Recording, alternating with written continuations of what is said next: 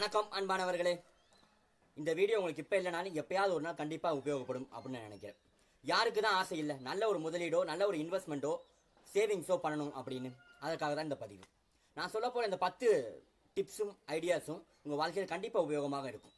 சரி, first one, ஆண்கள்கிட்ட சம்பளத்தையும் பெண்கள்கிட்ட வயசையும் கேட்கக்கூடாது அப்படின்னு சொல்லுவாங்க. எதுக்காக? ரெண்டுமே போய் தான் சொல்லுவாங்க. ஆனால் இன்வெஸ்ட்மெண்ட்டை பொறுத்தளவில் இது ரெண்டு விஷயமுமே பேசிக்ஸ். உங்கள் வயசும் உங்கள் சம்பளமும் சேர்ந்து தான் உங்கள் இன்வெஸ்ட்மெண்ட்டை டிசைட் பண்ண போடுது. ஸோ ஃபஸ்ட்டு சம்பளத்தை பார்த்துடலாம். உங்களுக்கு எவ்வளோ சம்பளம் வருதோ அதில் 30% தான் நீங்கள் இன்வெஸ்ட்மெண்ட் பண்ணணும், அதுக்கு மேலே பண்ணக்கூடாது. இதுதான் ரூல் நம்பர் 1. ஏன் அப்படின்னா, ஒரு மாதம் உங்களால் 30% பண்ணலாம், அடுத்த மாதம் உங்களால் பண்ண முடியாமல் இருக்கும். அதிகப்படியான முதலீடுகளை தவிர்த்துருங்க. ஒரு மாதம் உங்களுக்கு கமிட்மெண்ட்டே இல்லாமல் இருக்கும், அடுத்த மாதம் நிறைய கமிட்மெண்ட் வரும். அதனால உங்களோட இன்வெஸ்ட்மெண்ட்டோட அளவு அப்படிங்கிறது 30%க்கு மேலே போகாமல் பார்த்துக்குங்க. இது ரொம்ப முக்கியம். 10,000 ரூபா சம்பளம் வாங்கினா அதிகபட்சமாக 3,000 ரூபா முதலீடு பண்ணுங்க, அதுவே போதுமானது. ஏன்னா ஒரு வருஷம் 2, 3 அப்படின்னு போகும்போது முதலீடுகளை தொடர்ச்சியாக பண்ண முடியாமல் போகும். அதனால உங்கள் சம்பளத்தில் 30%, 30% மட்டுமே முதலீடு பண்ண வேண்டும், அதற்கு மேல் பண்ணக்கூடாது. 10, 15, 20, 25, 30 வரை பண்ணுங்க, 30க்கு மேலே போகாதீங்க. இதுதான் first basic tips for investment. ஏன்னா கண்டினியூவாக இன்வெஸ்ட்மெண்ட் பண்ணணும் அப்படின்னு கேட்டால் 30%க்கு மேலே போகக்கூடாது. இது ரெண்டாவது, உங்களோட வயசு என்ன? வயசு எதுக்குடா கேட்குற அப்படின்னு கேட்டால், வயது மிக முக்கியம். நீங்கள் என்ன மாதிரி இன்வெஸ்ட்மெண்ட் பண்ண போறீங்க, எதில் இன்வெஸ்ட் பண்ண போறீங்க, எவ்வளோ ப்ரொபோர்ஷன் இன்வெஸ்ட்மெண்ட் பண்ண போறீங்க அப்படிங்கிறதுக்கு. ஃபார் எக்ஸாம்பிள், ஒரு குழந்தை பிறந்திருக்கு, அந்த குழந்தைக்கு மேரேஜுக்காக ஒரு இன்வெஸ்ட்மெண்ட் அப்படின்னு கேட்டிங்க அப்படின்னா அது ஒரு 20 வருஷம் 25 வருஷம் வரைக்கும் போகும். படிப்பு செலவுக்காக ஹையர் எஜுகேஷன் அப்படின்னா ஒரு 12லேருந்து 15 வருஷங்கள் போகும். அப்போ எத்தனை வயசு வரைக்கும் இன்வெஸ்ட்மெண்ட் பண்ணுவாங்க, எத்தனை வயசு வரைக்கும் பண்ணலாம் அப்படிங்கிறது. இன்னொரு முக்கியமான விஷயம், உங்கள் வயசை பொறுத்து தான் உங்களோட ரிஸ்கோட அளவை டிசைட் பண்ணுவாங்க. சரி, எக்ஸாம்பிள்ஸ். இப்போ எதில் இன்வெஸ்ட்மெண்ட் பண்ணலாம் அப்படின்னு பார்த்தா 2 ஏரியாஸ் எடுத்துக்கங்க. டெப்ட் ஒன்று, ஈக்விட்டிஸ் ஒன்று. டெப்ட்னா என்ன, ஈக்விட்டிஸ்னா முன்னாடி நான் மியூச்சுவல் ஃபண்ட் வீடியோவில் சொல்லியிருக்கேன், நீங்கள் பார்த்துக்கங்க. டெப்ட்டில் இன்வெஸ்ட்மெண்ட் பண்ணுறதா, ஈக்விட்டிஸ் இன்வெஸ்ட்மெண்ட் பண்ணுறதா, அதாவது ஷேரில் இன்வெஸ்ட்மெண்ட் பண்ணுறதா, இல்லை கிரெடிட் டாக்குமெண்ட்ஸான டெப்ட்டில் இன்வெஸ்ட்மெண்ட் பண்ணுறதா அப்படின்னு 2 ஆப்ஷன்ஸ் இருக்கும். இது ப்ரொபோர்ஷன்ஸ் எப்படின்னு கேட்டால் 100ல இருந்து உங்கள் ஏஜை மைனஸ் பண்ணால் எவ்வளோ ஃபிகர் வருதோ அந்த ஃபிகர் தான் ஈக்விட்டியில் இன்வெஸ்ட்மெண்ட் பண்ணணும். இது ரூல் நம்பர் 2. முக்கியமான விஷயம். எக்ஸாம்பிள், உங்களோட வயசு 30 அப்படின்னா 100லேருந்து 30 மைனஸ் பண்ணால் நம்மளுக்கு 70 கிடைக்கும். ஸோ 70% ஈக்விட்டியில் இன்வெஸ்ட் பண்ணணும், 30% டெப்ட்டில் இன்வெஸ்ட் பண்ணணும். இதுதான் ஸ்ட்ராட்டஜி. ஒருவேளை உங்களோட ஏஜ் 40 இருந்துச்சு அப்படின்னா 100லேருந்து 40 மைனஸ் பண்ணுங்க, 60%. ஸோ இங்கே இன்வெஸ்ட்மெண்ட்டில் 60% ஈக்விட்டிஸில் பண்ணுங்க, 40% டெப்ட்டில் பண்ணுங்க. எதுக்காகன்னு கேட்டால் நீங்கள் ரிஸ்க் கம்மியாக எடுக்கணும் அப்படிங்கிறக்காக. வயசு ஆக ஆக ஆக உங்களுடைய ரிஸ்க் பேரிங் கெப்பாசிட்டி கம்மியாயிட்டே போகும். 50 வயசுல 100லேருந்து 50 மைனஸ் பண்ணால் 50% ஈக்விட்டியிலையும் 50% டெப்ட்லையும் போகணும். ஏன்னா ரிட்டையர்மெண்ட் ஆகக்கூடிய ஏஜ்ல அதிகமான அளவு லாஸ் உங்க இன்வெஸ்ட்மெண்ட் ஃபேஸ் பண்ணக்கூடாது அப்படிங்கிறதுக்காக இந்த ஸ்ட்ராட்டஜி யூஸ் பண்ணுவாங்க. இது அப்ளிகபிளான ஒன்று தான். ஸோ நீங்க எவ்வளோ ரிஸ்கான ஏரியாவில் இன்வெஸ்ட் பண்ணணும், எவ்வளோ ரிஸ்க் இல்லாத ஏரியாவில் இன்வெஸ்ட் பண்ணணும் அப்படின்னு கேட்டா 100லேருந்து உங்க ஏஜை மைனஸ் பண்ணி வரக்கூடிய ஃபிகரை ரிஸ்கான ஏரியா கொண்டு போக, ரிமைனிங் இருக்கக்கூடிய உங்க ஏஜ் ஃபிகரை ரிஸ்க் இல்லாத ஏரியாவில் இன்வெஸ்ட் பண்ணுங்க. அதுதான் குட் இன்வெஸ்ட்மெண்ட் ஆப்பர்ச்சுனிட்டிஸ். ஸோ 20 வயசு இன்வெஸ்ட்மெண்ட் ஸ்டார்ட் பண்ணும்போது 80% ஷேர் மார்க்கெட் ஈக்விட்டியில் போடுங்க, 20% டெப்ட்டில் போடுங்க. இதுதான் நல்ல ஒரு வழியும் கூட. ஸோ இந்த 2 விஷயத்தையும் நீங்கள் மறக்கவே கூடாது. உங்களோட ஏஜ் எவ்வளோ, உங்களோட இன்கம் எவ்வளோ அப்படிங்கிறது தான் 2 பேசிக் டிப்ஸ். 3வது முக்கியமான விஷயம் அப்படின்னு பார்த்தீங்க அப்படின்னா 100% இன்வெஸ்ட்மெண்ட்டில் 30% சொன்னல, அந்த 30%ல எல்லா இன்வெஸ்ட்மெண்ட்ஸையும் ஒரே இன்வெஸ்ட்மெண்ட்ல பண்ணாதீங்க. பேங்க் தான் எனக்கு தெரியும், நான் எல்லாத்தையும் பேங்க்லேயே போடுறேன். ஷேர் மார்க்கெட் எனக்கு தெரியும், நான் எல்லாத்தையும் ஷேர் மார்க்கெட்டில் போடுறேன். நான் எல்லாத்தையும் கமாடிட்டி கொண்டு போறேன் அப்படின்னு இருக்காதீங்க.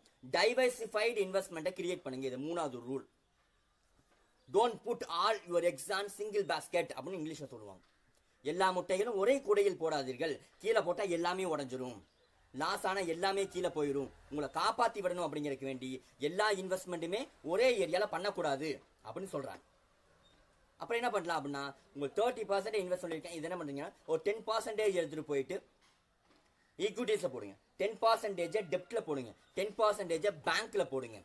இல்லைனா ரியல் எஸ்டேட்டில் ஒரு 10% போடுங்க, போஸ்ட் ஆஃபீஸில் ஒரு 10% போடுங்க. கோல்டு ஒரு 10% போடுங்க. இப்படி டைவர்சிஃபை பண்ணி இன்வெஸ்ட்மெண்ட்டா பண்ணணும். இது மூணாவது முக்கியமான ரூல். ஒரே இடத்துல ஒரே கம்பெனியை நம்பி பூரா பணத்தை உள்ள போடக்கூடாது. இது மூணாவது இன்வெஸ்ட்மெண்ட். சரி, நாலாவது, நீங்க பண்ணக்கூடிய மொத்த இன்வெஸ்ட்மெண்ட்ல 20% லிக்விட் இன்வெஸ்ட்மெண்ட்டா இருக்கணும்.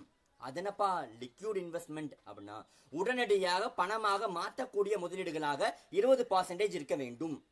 எதற்காக அப்படின்னு கேட்டா எமர்ஜென்சியான சுச்சுவேஷன், எனக்கு உடனே பணம் வேணும் அப்படின்னு கேட்டா அந்த இன்வெஸ்ட்மெண்ட்டை உடனே க்ளோஸ் பண்றதுக்கான ஆப்ஷன்ஸ் இருக்கா அப்படின்னு நீங்க கண்டுபிடிக்கணும்.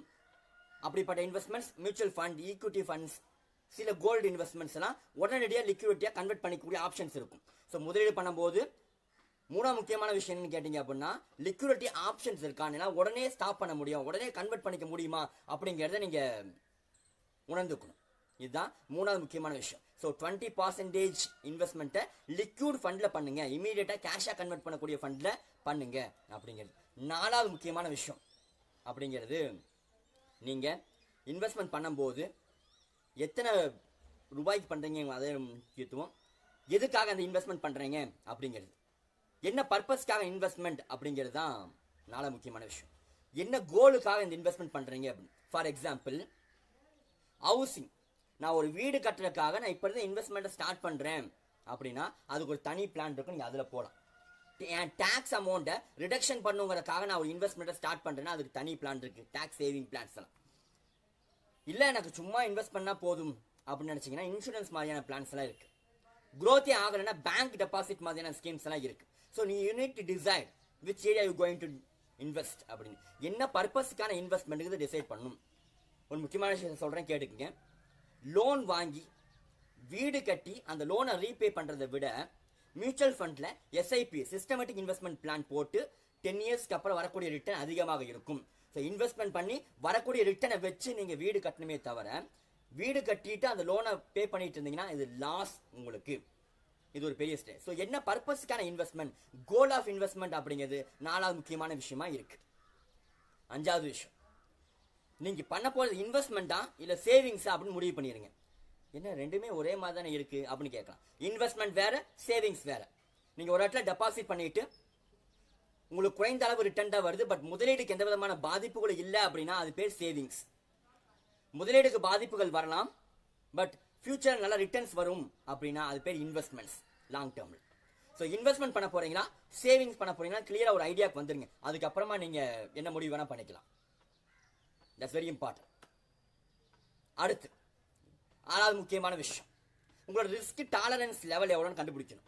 உங்களால எவ்வளோ நஷ்டத்தை ஏற்றுக்க முடியும், உங்களால மார்க்கெட்ல எவ்வளோ அப் அண்ட் டவுன்ஸ் எல்லாம் இருக்கும் அதெல்லாம் எவ்வளோ ஏற்றுக்க முடியும் அப்படிங்கிறத ஃபர்ஸ்ட் கண்டுபிடிக்கணும். உங்க ஏஜை பொறுத்து நான் சொன்னல, உங்களால் அதிகப்படியான நஷ்டங்களை ஏற்றுக்கொள்ள முடியும் அப்படி என்றால் நீங்க ஷேர் மார்க்கெட்டோ இல்ல மியூச்சுவல் ஃபண்ட்ஸோ கமாடிட்டியோ போங்க. ரிஸ்கே எடுத்துக்க முடியாது அப்படின்னா டெப்டோ இல்ல இன்சூரன்ஸ் மாதிரியாவோ ஷார்ட் டைம் இன்வெஸ்ட்மெண்ட்ஸ் மாதிரியான ஏரியாஸுக்கு நீங்க போகணும். ஸோ என்ன மாதிரியான இன்வெஸ்ட்மெண்ட் நீங்க பண்ண போறீங்க, எவ்வளவு ரிஸ்க் பீரன்ஸ் கெப்பாசிட்டி இருக்கு அப்படிங்கிறது தான் முக்கியமான கான்செப்ட். சம் எமர்ஜென்சி ஃபண்ட்ஸ், டெய்லியும் இல்ல பட்ஜெட் போடும்போது ஒவ்வொரு மாசமும் சில அத்தியாவசிய தேவைகளுக்கான பணத்தை எடுத்து வச்சிருங்க. உங்களோட டெய்லி எக்ஸ்பென்சஸ் நீட்ஸ் உங்களோட இன்வெஸ்ட்மெண்ட் கோலை அஃபெக்ட் பண்ணக்கூடாது. இந்த மாசம் ஒரு 5000 ரூபாய் மியூச்சுவல் ஃபண்ட்ஸ்ல போடலான்னு இருந்தேன், பட் திடீர்னு செலவு வந்துருச்சு அதனால நான் ஸ்டாப் பண்ண போறேன் அப்படின்னு சொல்லக்கூடாது. ஸோ பட்ஜெட்ல உங்க வீட்டுக்கு தேவையான பணத்தெல்லாம் எடுத்து வச்சுட்டு மீதி இருக்கக்கூடிய அமௌண்ட்டை எமர்ஜென்சிக்கு வச்சுட்டு அப்புறமா இன்வெஸ்ட் பண்ண போங்க.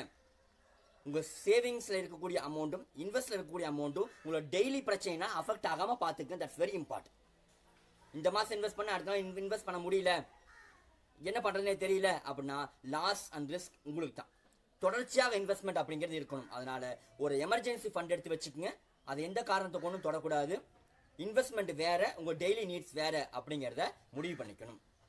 சரி, அடுத்து 9th முக்கியமான விஷயம் என்ன அப்படின்னு கேட்டா risk acceptance levels on companies. நீங்க முதலீடு பண்ண போற கம்பெனியோட நம்பகத்தன்மை எவ்வளோ அப்படின்னு பார்க்கணும்.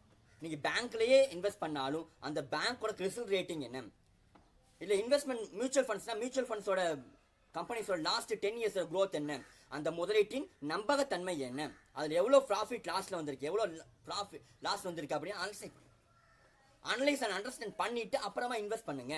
தெரிஞ்சவங்கள்ட்டயோ பேங்க் ஆஃபீஸர்ஸ்டையோ இல்ல இதுக்கு முன்னாடி இன்வெஸ்ட்மெண்ட் பண்ணிருக்கக்கூடிய பர்சன்ஸ்லயோ இல்ல போர்ட்போலியோ மேனேஜர்ஸ்டையோ ஒரு கவுன்சிலிங் கேளுங்க, தப்பே கிடையாது. தெரியாத விஷயத்தை கேட்டு தெரிஞ்சுக்கிறதுல எதுவும் தப்பும் கிடையாது.